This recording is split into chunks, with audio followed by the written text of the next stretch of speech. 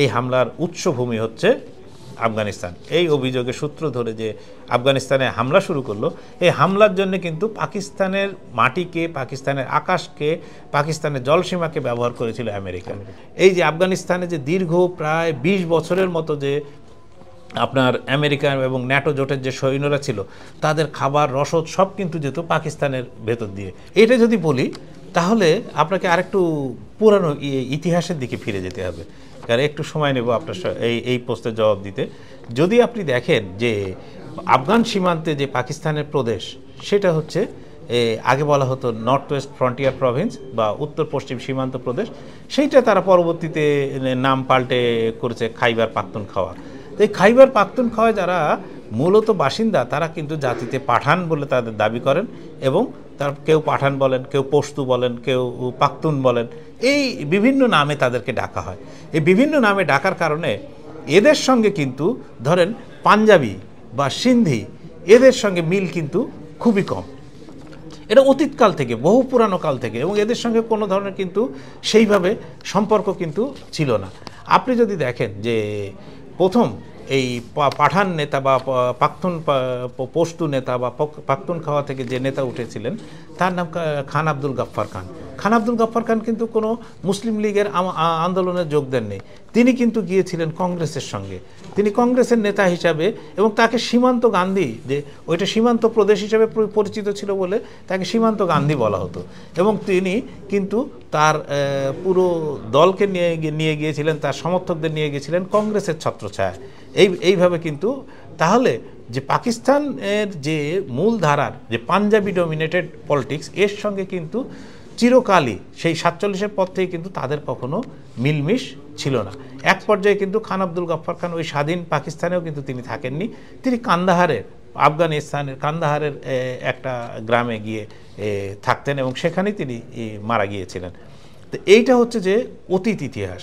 আর যদি এর পরের ইতিহাসটা আপনার শত্রুতার মূল উদ্ঘাটন করতে হয়, তাহলে বলতে হবে যে আপনার নিশ্চয় মনে আছে যে ১৯৭৯ সালের এরকমই ডিসেম্বর মাসে, সম্ভবত ২৪শে ডিসেম্বর ১৯৭৯, সোভিয়েত বাহিনী প্রায় ৩০,০০০ সোভিয়েত সৈন্য হঠাৎ আফগানিস্তান ঢুকে পড়ে এবং আফগানিস্তান পুরোপুরি দখল করে নেয়। সেই সময় তাদেরকে কাউন্টার দেওয়ার জন্য আমেরিকা, তাদের আমেরিকান ইন্টেলিজেন্স CIA, তারা পাল্টা আর একটা শক্তি তৈরি করে, এবং সেই শক্তির হিন্টারল্যান্ড বা তার পশ্চাৎ ভূমি হিসাবে ব্যবহার করে কিন্তু পাকিস্তানকে।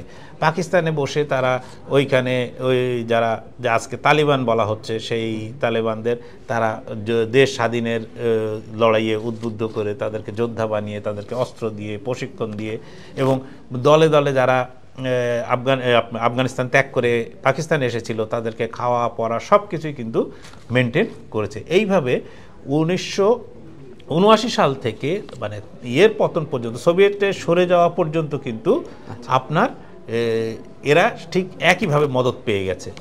এখন তাহলে পরিবর্তনটা কোথায় হলো? দুই পক্ষের মধ্যে একটা বন্ধুত্ব থাকাটাই স্বাভাবিক, যেটা তার আশ্রয়দাতা হিসাবে। কিন্তু যখনই আপনি দেখেন 1/11, যেখানে একটু আমেরিকায় টুইন টাওয়ারে 9/11, যে 9/11-এ যে আমেরিকার টুইন টাওয়ারে হামলা হলো, তারপরে আপনার আমেরিকার বিভিন্ন স্থাপনায়, পেন্টাগনের পাশে হামলা হলো, আপনার এই কি বলে হোয়াইট হাউসের কাছে পিঠে হামলার চেষ্টা হলো, এর বিরাট একটা আমেরিকা মানে কেঁপে উঠলো।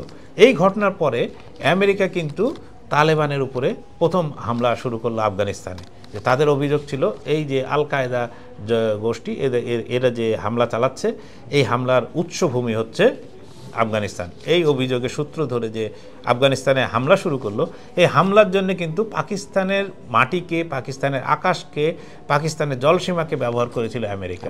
ফলে তখন থেকে কিন্তু তালেবান কিন্তু ভাবতে শুরু করলো যে পাকিস্তান তাদের বন্ধু হতে পারে না। পাকিস্তান তাদের মন থেকে আস্তে আস্তে কিন্তু পাকিস্তান মুছে গেছে, এবং পাকিস্তান যত বেশি আমেরিকাকে বা পশ্চিমা শক্তিকে যত বেশি সমর্থন জুগিয়েছে, এবং এই যে আফগানিস্তানে যে দীর্ঘ প্রায় ২০ বছরের মতো যে আপনার আমেরিকা এবং ন্যাটো জোটের যে সৈন্যরা ছিল, তাদের খাবার রসদ সব কিন্তু যেত পাকিস্তানের ভেতর দিয়ে। করাচি বন্দরে নামতো, করাচি বন্দর থেকে আপনার সব কিছু অস্ত্র শস্ত্র খাদ্য সব রসদ কিন্তু এর ভেতর দিয়ে যেত। ফলে পাকিস্তান পুরোপুরি ব্যবহৃত হয়েছে। প্রথম ব্যবহৃত হলো তারা সোভিয়েত সৈন্যদের তাড়ানোর জন্য, এই তালেবান যারা বর্তমান তালেবান তাদেরকে প্রশিক্ষণ দেওয়ার জন্য, তাদেরকে নানাভাবে আশ্রয় প্রশ্রয় দেওয়ার জন্য। দ্বিতীয়বার তাদেরকে ও পাকিস্তানের ভূমি ব্যবহার হলো তাদেরকে সংহার করার জন্য, তাদেরকে শেষ করার জন্য।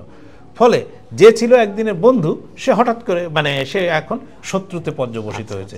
একে তাদের মধ্যে ঐতিহাসিকভাবে কোনো চরিত্রগত মিল নেই।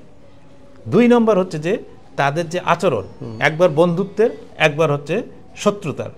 তো এইভাবে তারা পরস্পরের এখন কিন্তু দুই পক্ষই এক ধরনের বিরাট শত্রু হিসাবে আপনার উঠে এসেছে।